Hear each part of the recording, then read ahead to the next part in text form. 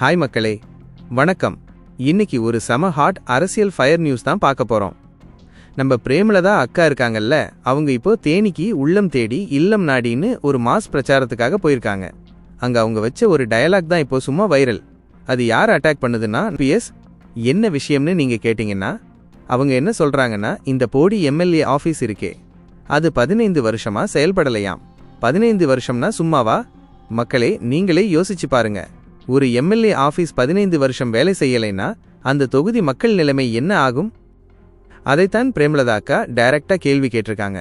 கூடவே எங்க தேமுதிக கூட்டணி வேட்பாளர் வெற்றி பெற்று வந்தவுடனே இந்த போடி தொகுதி மக்களுக்கு தேவையானதையெல்லாம் கண்டிப்பா செஞ்சு கொடுப்போன்னு மாசா ஒரு உறுதியையும் கொடுத்திருக்காங்க. இதுதான் முதல் முறையாம் ஓபிஎஸ்ஐ பிரேமலதா அக்கா இப்படி நேரடியா வச்சு செஞ்சது. செம அட்டாக். இந்த விஷயத்துல உங்க கருத்து என்ன? உண்மையிலேயே 15 வருஷமா ஆபீஸ் பூட்டி இருந்துச்சா? மறக்காம கமெண்ட் செக்ஷன்ல சொல்லுங்க. Love you all.